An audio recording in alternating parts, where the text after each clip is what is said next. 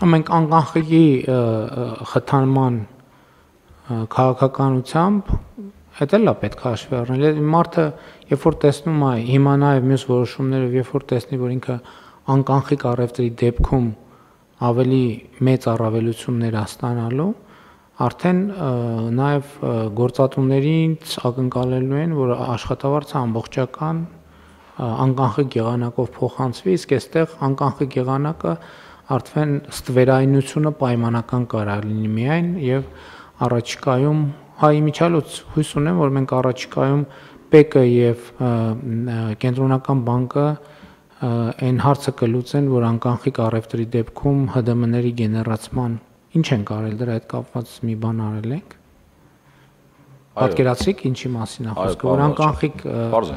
անկախի պարագայում մի հատ լրացուցիչ ՀԴՄ քարտ դուրս գրելու կարիք չլինել, միանգամից ավտոմատ գեներացվի եւ այդ քարտի կտրոնը եւ ՀԴՄ կտրոնը։ Կոնցեպտը քննարկել ենք, հիմա տեխնիկական առաջադրանքի վրա ենք աշխատում։ Պետք է շարժվել։ Ու առաջիկայում բերելու ենք քննարկման բանվար։ Արագ է պետք շարժվել, համեցեք։ Ես ամեն անգամ ասում եմ, բայց ուզում եմ կրկնել, որովհետև շատ կարևոր է այդ աշխատողին, որի աշխատավարձը գործատուն չի ձևակերպում, ինքը ուղղակի քայքայում է կյանքը այդ աշխատողի։ Ինչի, որովհետև այսօրվա իրականության մեջ այլևս մարդու սպառումը կախված է իր եկամուտի պատմությունից։ Այսինքն չձևակերպելով աշխատավարձ տալով կանխիկ, գործատուն աշխատողին զրկում է հիփոթեքից, զրկում է մեքենա գնելու հնարավորություն, նորմալ ապրելու հնարավորությունից։ Եվ այս իմաստով մեր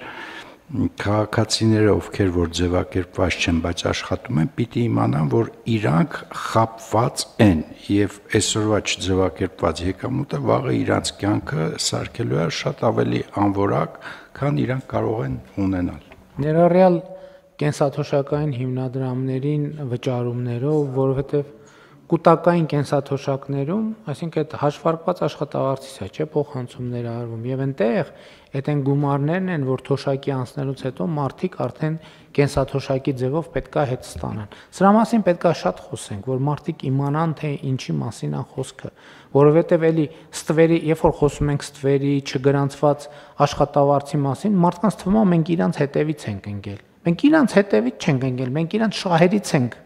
ելնում եւ մեր գործողությունները իրենց շահերը սպասարկելու համար են ներառյալ։ Եթե մենք ուզում ենք պետական բյուջեի եկամուտները մեծացնենք, էտել է մարդկանց կյանքի իրանց շահերից է ելնում, որովհետեւ պետական բյուջեի միջոցը նշանակում է դպրոց, ճանապարհ, մանկապարտեզ եւ այլն ամեն ինչ։ Եվ հետեւաբար ես գիտակ մենք պետք է շատ խոսենք ու չվախենանք կրկնելուց, որովհետեւ մեզ թվում է որ մի բան մի անգամ ասցինք, դե արդեն པարզ եղավ։ Ոչ, դեն չի, պետք է անընդհատ խոսել, որովհետեւ թեմաները այդքան པարզ չեն։ Համեցեք, պարոն Թորոսյան։ Մի կարճ բան էլ պարոն վարչապետ եւ կൂട്ടակայինը եւ ստաժը ընդհանրապես, որտեվ 74-ից ներքև ծնվածների դեպքում էլ ստաժի հաշվարկի խնդիրներ են կորում եւ հետո քաղաքացիները էլի գալիս դժգոհում են, ասում են ինչու իմ աշխատանքը չեք հաշվարկում ստաժում, բայց մի լավ լուր կա, ինձ թվում է մեր հազարավոր քաղաքացիները առողջության ապահովագրության ներդրումով պահանջելու են իրանց գործատուներից, որ իրանց իրական աշխատավարձերը արտացոլվեն, որտեվ դրանով ստանալու են մի մեծ առավելություն, որը հիմա չունեն։ Այսինքն նաև մեր քաղաքականությունները նպաստելու են, որ առնվազն գրանցվողների, եթե օրինակ իրենք իրականում ստանում են 300, բայց իրենց մոտ գրած է 75,000 դրամ մինիմալով, գնան եւ պահանջեն, որ իրենց իրական աշխատավարձը գրանցվի։ Այո, պարոն Խաչատրյան, համեցեք։ Շնորհակալություն, պարոն վարչապետ։ Մենք կենտրոնական բանկում մեր ֆիզիկական անձանց վարկավորման տեմպերը բանն էին քննարկում, ու այս վերջին 2 տարվա ընթացքում եւ հիպոթեկային վարկերի եւ սպառողական վարկերի աճը եւ վճարումները ամբողջը ածանցված է աշխատավարձ ստացող ֆորմալ գրանցված մարդկանց քանակից, ու նաեւ այդ մարդկանց ռեալ գրանցված աշխատավարձերից։ Ու ուրախալի բանն էլ զուգահեռաբար նա տեղ ունենում, օրինակ գրավատների գործունեությունը Հայաստանում չի աճում։ Գրավատների լիցենզիաներ են հանձնում, փակվում են այդ գրավատները, որտեղ գրավատունային կազմակերպության, որը թանկ է վաճառում իր ծառայությունները, տոկոսադրույքները բարձր են, մարդիկ, որ պատմություն չունեն, խնդիրներ ունեն, նորմալ վարկավորվելու գնում են այնտեղ, այսինքն էական փոփոխություններ է տեղի ունենում, որպես հետևանք այս աշխատողիցների աճի։ Մենք նաև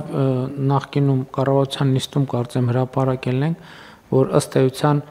չսպասարկվող վարկերի առումով մենք պատմական մինիմումի շրջան ենք թևակողել, այսինքն երբևէ Հայաստանում այսքան քիչ չսպասարկվող պրոբլեմատիկ բանի առումով, տոկոսի առումով parza, որովհետև թվաբանական հիմա վարկերի ծավալն էլ է ահռելի մեջ։ Այնպես որ բոլոր ինդիկատորները կան ասելու, ասենք թվերը մի տեղից չեն վերցնում, տարբեր տեղերից ինտեգրվելով տեսնում ենք, որ կա դինամիկա, ինչը չի նշանակում, որ խնդրեմ չկա։ Ես ընդհակառակը այս զարգացումները մենք պետք է այդել հասկանանք, էլի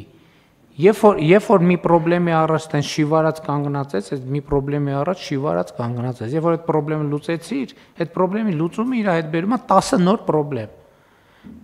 Եվ հետեւաբար ընդհանրապես զարգացումը է դա։ Լուծեցիր խնդրեմ, ստեղծվեց նոր խնդրեմ, ու այդպես շարունակ։ Այս process-ը պետք է անընդհատ լինի։ Խնդրեմից զերծ իրավիճակը այդ իրավիճակի բացակայությունն է։ Չմոռանաք հավանել տեսանյութը եւ բաժանորդագրվել Civic AM-ի YouTube-յան էջին։